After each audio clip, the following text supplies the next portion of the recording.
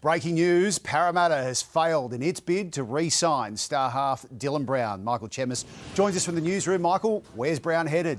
Yeah, James, it's taken the most lucrative contract in the history of the sport to lure Dylan Brown away from the Parramatta Eels to join the Newcastle Knights from next season. It's a whopping 10-year deal worth up to $14 million. Now, the Eels, there was an option in his contract to stay at the club for a number of years, for another 6 years, worth about $1.1 million. Instead, he's taken the deal up with the Knights, where he will stay at the club until he turns 35, James.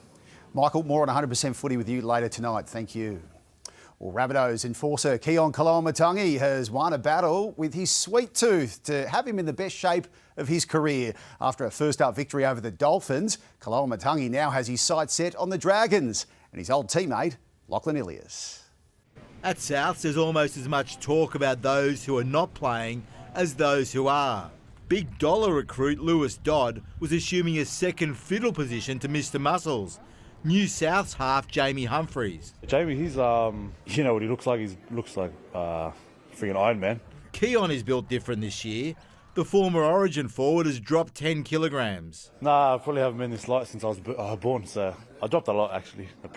I was very overweight last year to my standards. His sweet tooth is his weakness. What did you always go for? Oh, freaking anything that was in the cupboard, but mainly Uber Eats, because I live in the Canterbury Bankstown area, so a size pretty big over there. You had to cut that out, so Uber Eats has probably lost a bit of money now. There is a downside. It's a bit different feeling, a little bit lighter, because you know, sometimes I feel a little bit less powerful, but been lifting good in the gym and everything, so just sort of getting comfortable in my own body. And the coach wants him to be himself. And Wayne didn't ask you to drop the jewellery or anything like that, the earrings? No, he likes it. No, he likes it. You know, he likes money, so, you know, gold holds its value, so I told him that.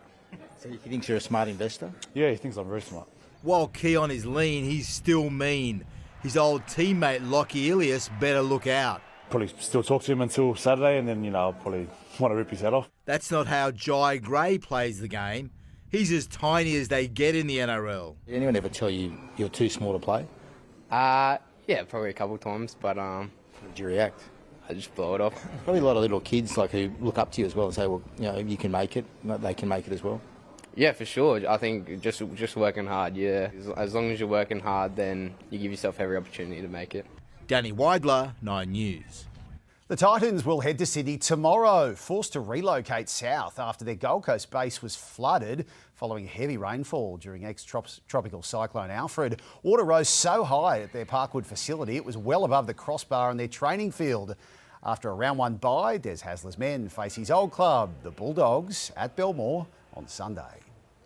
The Roosters have labelled their season opening smashing against the Broncos as unacceptable. After a brutal review, the Tricolours know they'll have to be at their best if they're any chance of taking down the reigning premiers.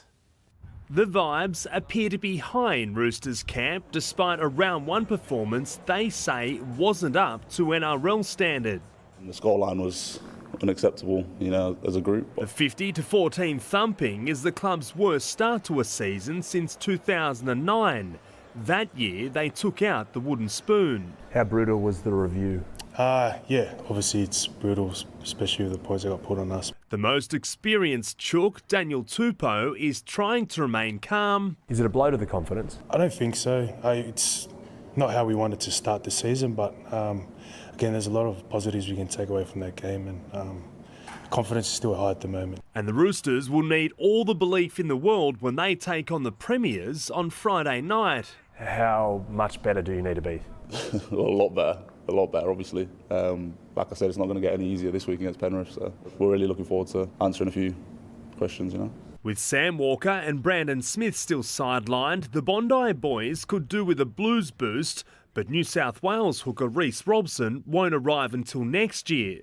Trent Robinson's pitch convincing the Cowboy to make a Sydney switch. I guess the way he spoke to me and what he wanted from me to bring to the club, I guess is aligned with how I wanted to play and where I wanted to take my footy to another level. Zach Bailey, 9 News.